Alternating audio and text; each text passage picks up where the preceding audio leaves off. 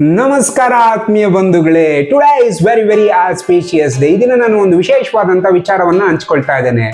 ನಾನು ಆಟೋ ಚಾಲಕನಾಗಿ ಕೆಲಸ ಮಾಡ್ತಾ ಇದ್ದಾಗ ರಾಮಕೃಷ್ಣ ಆಶ್ರಮದ ಪ್ರಾರ್ಥನೆಗೆ ಹೋಗಿದ್ದೆ. ಸಂಜೆ ಆರತಿ ಅಂತೇಳಿ ನಡೆಯುತ್ತೆ ರಾಮಕೃಷ್ಣ ಆಶ್ರಮದಲ್ಲಿ, ಬಸವನ ಗುಡಿಯಲ್ಲಿ 7 ಗಂಟೆಗೆ ಪ್ರಾರಂಭ ಆಗುತ್ತೆ. ಆ ಸಮಯದಲ್ಲಿ ನಾನು ಹೋಗಿದ್ದೆ. ಆರತಿ ಎಲ್ಲ ಮುಗಿದ ನಂತರ ನಾನು ಮತ್ತೆ ನನ್ನ ಆಟೋವನ್ನು ತೆಗೆದುಕೊಂಡು ನಾನು ಬರಬೇಕು ಅನ್ನೋ ಸಂದರ್ಭದಲ್ಲಿ ಒಂದು ವ್ಯಕ್ತಿ ಬಂದು ನನಗೆ ಆಟೋ ಕೇಳ್ತಾರೆ, ಮಹಾಲಕ್ಷ್ಮಿ ಲೇಔಟಿಗೆ ಬರ್ತೀರಾ ಅಂತೇಳಿ.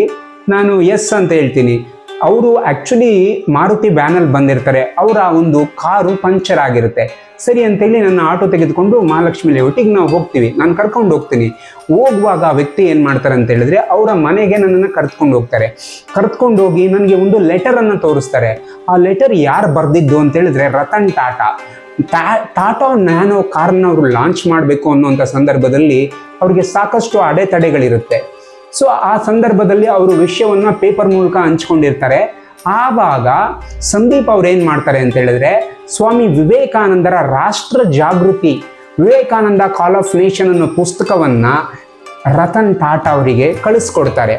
ಅದನ್ನು ಓದಿದಂಥ ರತನ್ ಟಾಟಾ ಏನು ಮಾಡ್ತಾರೆ ಅಂತ ಹೇಳಿದ್ರೆ, ಸಂದೀಪ್ ಅವರಿಗೆ ಒಂದು ಲೆಟರನ್ನು ಬರೀತಾರೆ.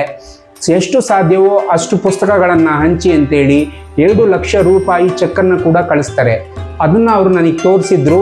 ಮತ್ತು ಆ ಸಂದರ್ಭದಲ್ಲಿ ನನಗೆ ರಾಷ್ಟ್ರ ಜಾಗೃತಿ ಅನ್ನುವಂತಹ ಕನ್ನಡ ಹಾಗೂ ಇಂಗ್ಲೀಷ್ ಮತ್ತು ತಮಿಳಿನ ಪುಸ್ತಕಗಳನ್ನು ಕೊಟ್ಟಿದ್ದರು. ಎಷ್ಟು ಸಾಧ್ಯವೋ ಅಷ್ಟು ಜನರಿಗೆ ಹಂಚಿ ಅಂತೇಳಿ ನಾನು ಆಟೋ ಚಾಲಕನಾಗಿದ್ದಾಗ ಆ ಕೆಲಸವನ್ನು ಮಾಡಿದ್ದೆ. ಈಗ ತಮಗೇನು ಹೇಳಲಿಕ್ಕೆ ಇಷ್ಟಪಡ್ತೀನಿ ಅಂತ ಹೇಳಲಿಕ್ಕೆ ಇಷ್ಟಪಡ್ತೇನೆ ಅಂತ ಹೇಳಿದ್ರೆ, ಯಾರೆಲ್ಲ ವಿವೇಕಾನಂದರ ಬಗ್ಗೆ ಇನ್ನೂ ಅಧ್ಯಯನ ಮಾಡಿಲ್ವೋ ಎಲ್ಲರೂ ರಾಮಕೃಷ್ಣ ಆಶ್ರಮಕ್ಕೆ ಭೇಟಿಯನ್ನು ನೀಡಿ ರಾಷ್ಟ್ರ ಜಾಗೃತಿ ಪುಸ್ತಕವನ್ನು ತೆಗೆದುಕೊಂಡು ಓದಿ. ರಾಷ್ಟ್ರ ಜಾಗೃತಿ ಅಂದರೆ ನಿಮ್ಮನ್ನು ನೀವು ಜಾಗೃತ ಮಾಡ್ಕೊಳ್ಳುವಂಥದ್ದು, ಅಂದರೆ ನಮ್ಮನ್ನು ನಾವು ಜಾಗೃತ ಮಾಡ್ಕೊಳ್ಳುವಂಥದ್ದು.